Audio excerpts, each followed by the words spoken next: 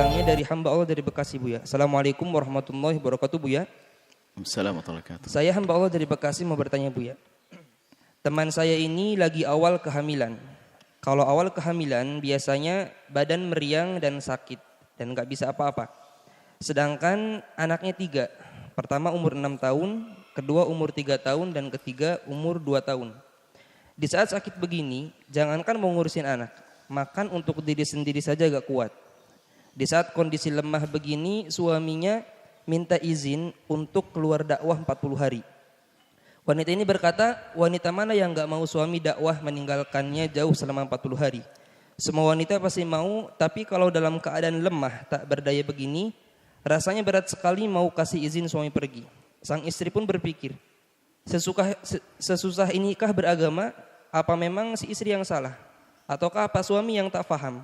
Karena suaminya kuli bangunan, belum bisa untuk gaji orang untuk membantunya di rumah. Mohon Buya bisa memberi jalan yang adil untuk dua pasangan ini sesuai syariat. Terima kasih, Buya. Masya Allah, bismillah.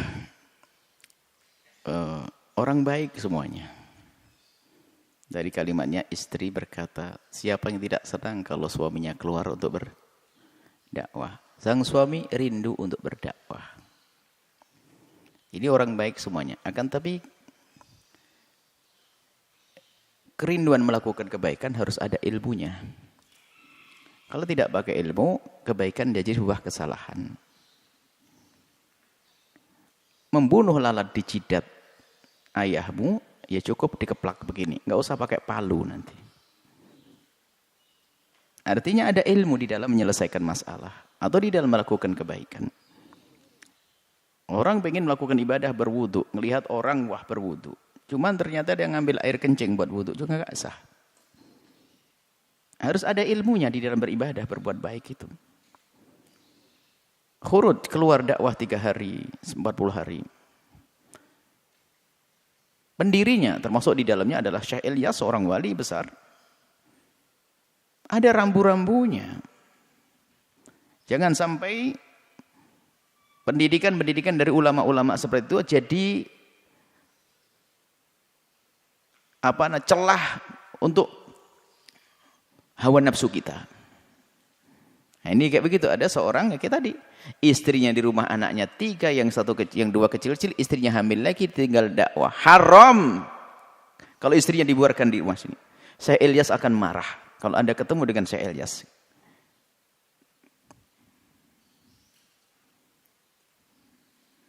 Imam di dalam jamaah sana. Syekh Ilyas adalah seorang wali besar. Enggak begitu aturan, itu hawa nafsu. Jangankan 40 hari, sehari pun enggak boleh. Oh, istrinya perlu dibantu kok. Apalagi menggaji orang lain enggak bisa. Cari nafkah. Makanya jamaah tabligh ini adalah satu gerakan yang bagus. Cuman kadang dicoreng oleh orang-orang seperti itu. Dan banyak ini pengaduan ini. Pergi berapa puluh hari, istrinya suruh jualan di pasar. Anda yang jualan nggak usah pergi keluar. Innalillah. Ini jangan mencoreng ulama-ulama seperti Syekh Ilyas dan yang lainnya. Ini nasihat untuk mereka-mereka yang sering keluar tapi nggak pakai aturan. Nafkahi istrimu. Nafkah sudah cukup, jaga juga. Mungkin istrimu ketakutan di rumah. Jaga istrimu. Ini hal yang semacam ini. Maka ini juga ada hubungannya dengan yang gurunya juga. Maksudnya gurunya, kalau ulamanya, gurunya maksudnya yang mengajak dia. Kadang-kadang maksa, ayo ikut. Enggak dilihat, ditanya, rumahmu bagaimana, keadaanmu. Harus begitu. Jangan dicoreng dah pergerakan-pergerakan. Kami sedih dengan pergerakan-pergerakan hebat itu kadang dicoreng oleh pengikut-pengikut.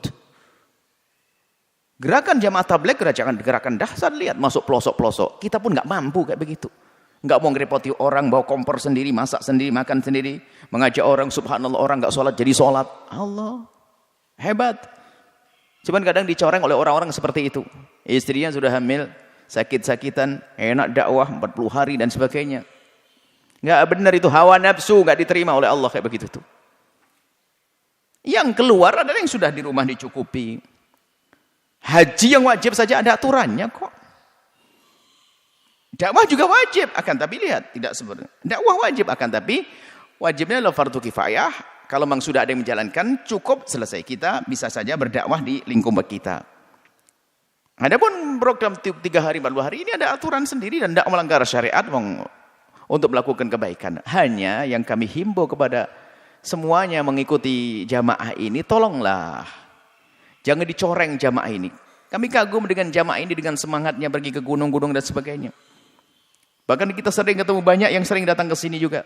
Subhanallah, hebat. Istiqomahnya dalam melaksanakan sholat berjamaahnya Allah. Tapi jangan sampai hawa nafsu mengalahkan Anda sehingga istrinya sampai suatu ketika istrinya nangis kepada kami mengatakan, setiap pulang minta duit keluar lagi, saya suruh jualan di pasar. Bilang sama dia suruh jualan, Anda yang dandan cantik di rumah.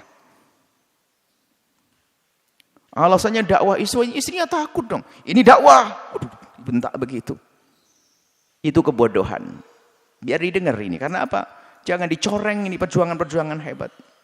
Kami menemukan kelompok-kelompok perjuangan yang hebat. Ormas-ormas yang hebat. Cuman kadang dicoreng oleh pelaku-pelakunya begini. Tidak. Jika di rumahmu belum cukup, jangan keluar. Tidak boleh. Haram bahkan keluar. Kalau di rumahmu ada. Bahkan seandainya Anda mengantarkan putri Anda sekolah pulang pergi, itu jihad juga. Anda tinggalkan putrinya dijemput oleh laki-laki sekolahnya. Nerakamu disiapkan. Istri anaknya tidak dijaga, dakwah keliling ke sana kemari. Jangan dengan hawa nafsu. Dan rupanya, ini bukan satu yang bertanya semacam ini. Banyak kami menemukan, inilah. Maka kami himbau kepada perkumpulan ini untuk memberikan pesan yang jelas lah. Sebetulnya sudah jelas pesan itu kami dengar kok. Hei para hamba-hamba yang tobat melalui perkumpulan ini, ingat jangan dengan hawa nafsu. Kalau kibrahnya luar biasa, besar. Kibrahnya besar, subhanallah, kami melihat kibrah beliau-beliau luar biasa, hebat, soleh. Secara akidah juga benar, manhajnya juga benar, sufi juga, akidah bermadhab. Kalau yang ada di Pakistan di sana, memang madhabnya Hanafi. Secara akidah tidak ada masalah perkumpulan tersebut, secara keimanan fikih tidak ada masalah. Hanya itu ada memang 1-2 orang yang menuruti hawa nafsunya. Nah, ini semoga yang bersangkutan mendengar sehingga ini sebetulnya Anda orang baik kan? Buktinya Anda pengen dakwah. Tadi istrinya juga baik sampai berkata, "Ya namanya dakwah saya seneng-seneng aja, cuman kalau kayak repotan di rumah begini ini gimana?"